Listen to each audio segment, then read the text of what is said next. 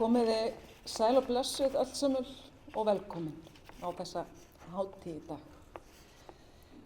Við göngum þá til dagskrár og fyrst flytur Guðni T.H.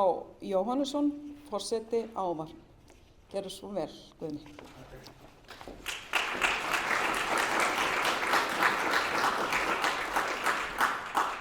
Ágæti ráðherra, formaður radda og þið öll, kæru áheyrendur.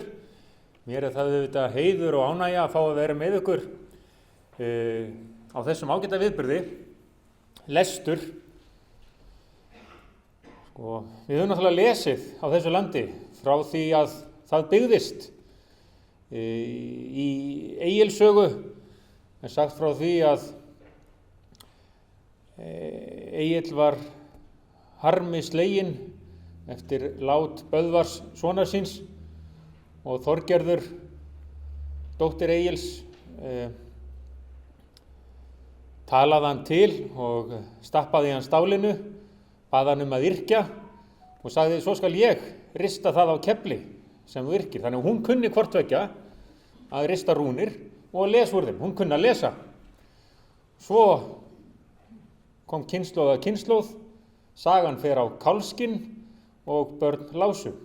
Reyndar vísu bara þau börn sem kunna að lesa og þau voru ekki öll, en samt höfum við nú stært okkur að því, við Íslendingar, að hér var lestrakunnátta ríkari en gerðist og gekk meðal þjóða, að minnsta kosti í Evrópu.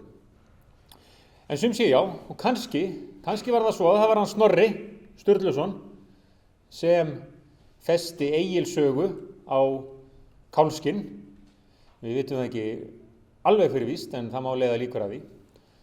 Ég fór einu sinni með hópa krökkum upp í Reykholt og var að reyna að koma smá vitneskju inn í kollin á Krílunum og vissi að það yrði að vera spennandi, það yrði að vera eitthvað skemmtilegt, það yrði að vera eitthvað fútt í hlutunum.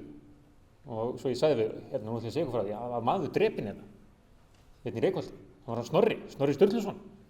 Og það var engin smá hasar sem þá gekk á. Þeir komu og réðust að honum og hann sagði, og það var síðust orðin sem hann sagði: eigi skal höggva, en þeir hugga hann samt. Og þeim fannst þetta alveg svakalega spennandi. Svo vorum við að fara frá Reykholti með krakkasúpuna og ég var að reyna að sjá hvort þetta hefði nú ekki fest í kollinum á þeim. Og svo muniði hvað Snorri sagði, síðust orðin, og þá var eitt þeirra: jú, ég man þetta alveg, hann sagði please ekki höggva mig. Please ekki höggva mig. Núna lifum við á þeim dögum að börn og ungmenni fá sína afþreyingu, jafnvel sína fræðslu líka á svo marga ólíka vegu. Að horfa á myndband er góð skemmtun, sagði nú Gísli Pálsson í myndbandinu sem við horfðum á. Það er sjónvarpið, það er YouTube, það eru snjallsímarnir, það er Facebook, TikTok, hvað eina. Og það reynir hreinlega ekki eins mikið á lestrakunnáttu endilega þegar börn eru mötuð frekar en að þau nái sér í upplýsingarnar. Þannig að við þurfum að gera við hinn eldri það sem í okkar valdi stendur til þess að hlúa að lestrakunnáttu í þessu landi. Og það er ekkert áhlaupaverk. Ég minnist þess að fyrir nokkrum árum þá las ég viðtal við kennara, starfsmann í Fjölsmiðjunni. Það er sem sé mjög flott framtak þar sem börnum sem hafa átt við erfiðleika að stríða í námi eða jafnvel flosnast upp úr vinnu eða þau hafa verið komin á þá braut, þurfa smá aðstoð til þess að finna sig á ný.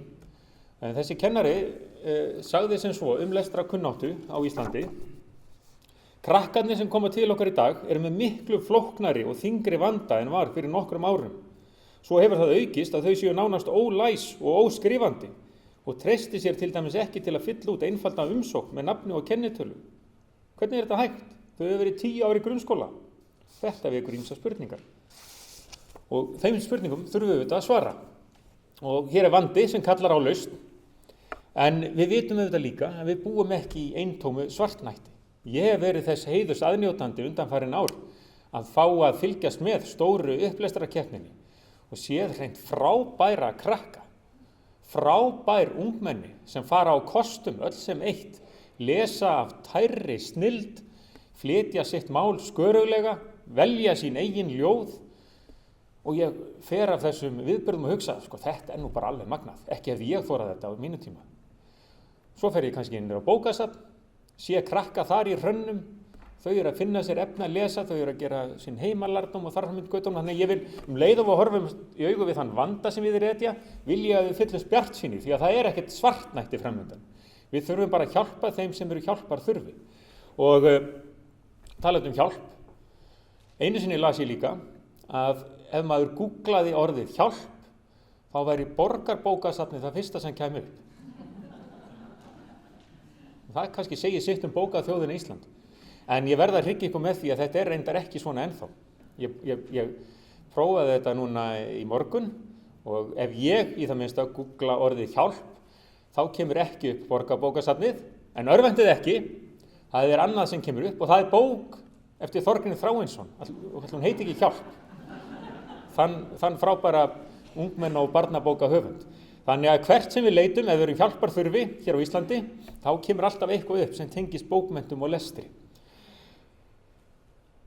Upplestrarkeppnin, hinn stóra, er frábær og hún hefur gert svo mikið til þess að efla ungmenni til dáða, fá þau til þess að taka þátt, reyna á sig, æfa sig, vanda sig, verða betri í lestri. Og svo ég ítryggi það hefur verið svo gaman að fylgjast með þessum viðburði og ég ætla að vona að ég fái að halda því áfram. En ég vil líka að við munum eftir hinum börnunum sem einmitt eru kannski eins og ég hefði aldrei fyrir mitt litla líf þorað að fara í svona keppni á sínum tíma ef hún hefði verið í boði. Bara feimnin yfir þyrmandi. Þannig við þurfum líka að horfa á hin börnin sem fara ekki í þessa keppni en þurfa kannski á smá aðstoð að halda til þess að fara yfir þann þröskuld sem felst í því að þora að koma fram og flytja sitt mál. Og það veit ég að þið hér eru mér sammála um.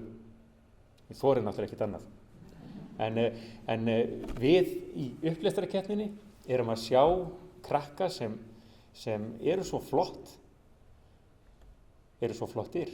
hvort viljið þið málfræðina eða samfélagið. Við erum að sjá ungmenni sem eru svo flott.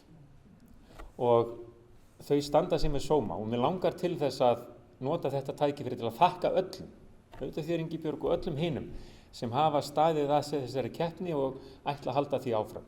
Og við getum vel gert þetta.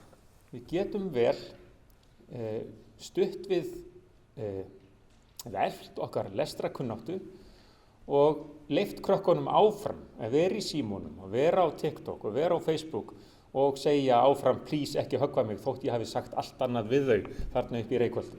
Þetta er vel hægt. Við eigum ekki að vera með strangan leiðan aga þegar við erum að reyna að hjálpa krökkum á rétta braut en við eigum að svona beita einhverju móður og föðurlegu svona kennivaldi á ljúfan hátt og það held ég að við höfum gert með stóru upplestrarkeppninni og Jóhanna hún dafni og vaxi áfram ungmennum þessa lands og samfélaginu öllu til heilla. Þannig að ég hlakka til að fylgjast með þessum málþingi og læt nú lokið þessari tölu minni og vona að ef ég hefði verið í upplestrarkeppninni þá fái ég þolanlega einkunn. Þakka ykkur kærlega fyrir.